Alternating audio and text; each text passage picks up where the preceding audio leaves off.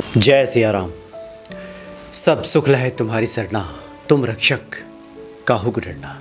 श्री हनुमान जी सर्वद्रष्टा हैं, सर्वशक्तिमान हैं, हर जगह विराजमान हैं। इसलिए गोस्वामी तुलसीदास जी कहते हैं कि जब हनुमान जी की कृपा हम पे हो जाएगी, जब हनुमान जी का आशीर्वाद हमें प्राप्त हो जाएगा, तब किस बात का डर, तुम रक्षक काहू को डरना। वन उपवन गिरे गृह माही, तुम्हारे बल हम डरपत नाही। कहीं भी किसी भी जगह पे जो हनुमान जी का भक्त है, जब वो पहुंचता है तो हनुमान जी उसके रक्षक बनकर खड़े हो जाते हैं। इसलिए गोस्वामी तुलसीदास जी कहते हैं, चाहे वन में, उपवन में, रास्ते में, घर में, कहीं भी हनुमान जी के भरोसे, हनुमान जी के विश्वास के साथ जब भक्त रहता है तो उसे किसी बात का भय नहीं व्यापता, किसी बात से उसे डरने की आवश्यकता भी नहीं रहती। बाबा नीम करौली जी महाराज के कुछ अलौकिक ऐसे प्रसंग हैं जिनको आप पढ़ेंगे, सुनेंगे, जानेंगे तो ये भरोसा बढ़ जाएगा कि हनुमान जी की शरणागति में रहने के बाद किसी बात का भय, किसी बात की चिंता करने की आवश्यकता नहीं रहती। जैसे जैसे भक्ति हमारी आगे बढ़ती है, वैसे वैसे हनुमान जी सब कार्यों को संपादित करने लगते हैं। ऐसा ही एक प्रसंग है, बाबा जी के एक अनन्य भक्त हुए जगदीश चंद्र पांडे जी। जगदीश चंद्र पांडे जी एमए करने के बाद उन दिनों में, यानी ये 70 के दशक की बात है, उन दिनों में एमए करने के बाद भी बेरोज़गार थे। बाबा जी से मिले तो बाबा जी ने अपने ही एक भक्त केहर सिंह जी के फार्म हाउस में उनकी नौकरी लगवा दी। वहीं देख रेख करते थे जगदीश चंद्र पांडे जी। एक बार की बात है, और ये रुद्रपुर में ये फार्म हाउस था जहाँ पे वो नौकरी करते थे, और उसके आसपास में काफ़ी घना जंगल।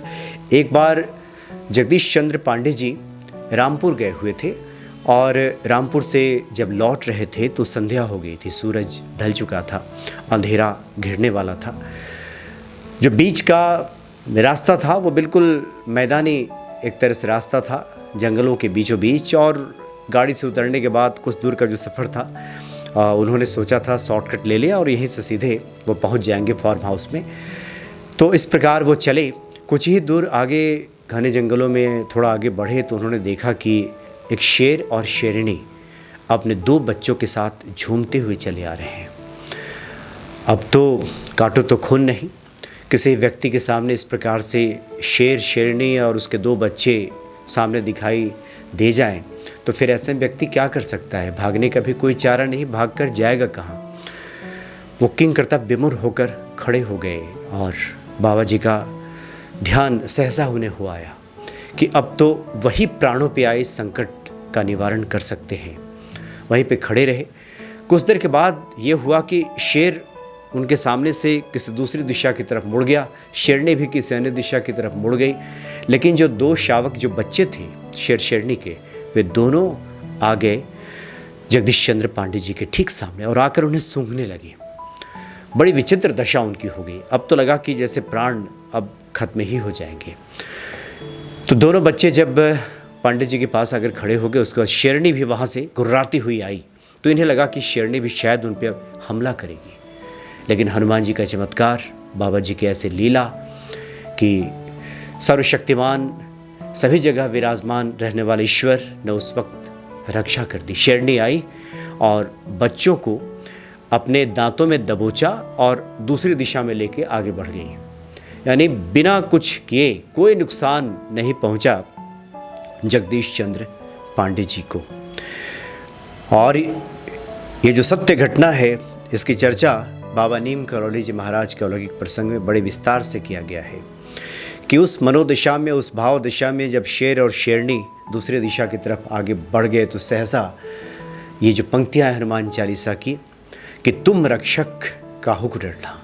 जब हनुमान जी रक्षक हैं तो फिर डरने की आवश्यकता क्या? ये भरोसा जैसे ही भक्त के भीतर आता है, बड़ा से बड़ा संकट जो आया है वो भी टल जाता है। और इधर दूसरी लीला देखिए, जिस वक्त ये घटना घट रही थी जगदीश चंद्र पांडे जी के सामने, उसी क्षण, उसी समय बाबा जी विराजमान थे इलाहाबाद, जो आज का प्रयाग है। इलाहाबाद में कर्नलगंज थाना है, वहीं के पास में जमुना दत्त पंत जी, उनके बाबा जी के भक्त का घर है, वहीं पे बाबा जी थे वहाँ पे। और जब ये घटना घट रही थी, बाबा जी ने उसी वक्त अपने भक्तों से इस घटना का जिक्र किया और कुछ ही देर के बाद उन्होंने एक चिट्ठी लिखवाया जगदीश चंद्र पांडे जी के नाम से, जो शेर का सामना जिन्होंने किया था। एक चिट्ठी लिखवाया और कहा कि जगदीश चंद्र पांडे, डरो नहीं, शेर शेरनी से नहीं डरते, ये सभी ईश्वर की प्रेरणा से ही हमारे पास आते हैं। और कई बार ये जो शेर शेरनी या फिर कई बार इस तरह के जो जानवर होते हैं वो ईश्वर दर्शन के लिए भी आते हैं, ईश्वर के भक्तों से भी मिलने के लिए आते हैं, दर्शन के लिए। इसलिए भयभीत ना हो, बगैर ईश्वर प्रेरणा के वो जो जीव जंतु हैं आपको हानि नहीं पहुंचा सकते। कुत्ता भी तभी भौंकता है किसी के ऊपर जब वो ईश्वर प्रेरणा होती है। नहीं तो कार्य करने के लिए, कर्म करने के लिए सिर्फ जो इंसान है, जो मनुष्य है, वही स्वतंत्र है। बाकी अन्य जो जीव जंतु हम देखते हैं वो ईश्वर के द्वारा प्रेरित होकर के कोई भी कार्य करते हैं। ईश्वर को दंड देना होता है तभी किसी को सर्प दंशता है, उसके ऊपर कुत्ते आक्रमण करते हैं, कुत्ता भौंकता है, कोई जीव जंतु हानि पहुंचाते हैं। लेकिन अगर ईश्वर की कृपा उस पर है तो फिर वो जीव जंतु किसी प्रकार की कोई हानि नहीं पहुंचाते। तो बाबा जी ने आश्वस्त किया अपने भक्त को, चिट्ठी लिख करके। उसी वक्त उन्होंने एक चिट्ठी लिखवाई कि जगदीश चंद्र पांडे जी के नाम से चिट्ठी लिखो, और ये चिट्ठी कल के डाक में उसको छोड़ दिया गया। बाद में जगदीश चंद्र पांडे जी ने उस चिट्ठी को जब पढ़ा तो बाबा जी के प्रति ये भक्ति, ये विश्वास और बढ़ गया।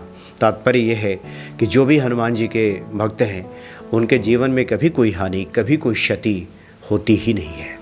जैसे जैसे हम हनुमान चालीसा का पाठ करते हैं, हनुमान जी के प्रति हम निकटता का अनुभव करते हैं, ये सानिध्य बढ़ता है। जैसे जैसे विश्वास बढ़ता है वैसे वैसे ये हनुमत कृपा के हम साक्षी होने लगते हैं। ये हनुमत कृपा हम स्वयं पर उतरते हुए देख सकते हैं, महसूस कर सकते हैं। लेकिन कई बार ईश्वर तो हर्षण कृपा करते हैं, उनकी कृपा जब नहीं होती तो व्यक्ति समझ भी नहीं पाता। जो कुछ भी उपलब्धियाँ उसकी होती है वह स्वयं की मान लेता है। जीवन में आया हुआ संकट अगर निकल गया तो स्वयं की चतुराई समझ लेता है। लेकिन इतना विश्वास कीजिए कि कभी न कभी के हमारे पुण्य कर्म होते हैं कि संकट की स्थिति से व्यक्ति को ईश्वर निकालते हैं। इसलिए हर क्षण हनुमान जी की शरणागति हमारी बढ़े, इस पर ध्यान देने की आवश्यकता है। तो अलौकिक हैं बाबा नीम करौली जी महाराज, और अलौकिक है उनके काफ़ी इस तरह के जो प्रसंग हैं जो भक्ति भाव को बढ़ा देते हैं। जय सिया राम।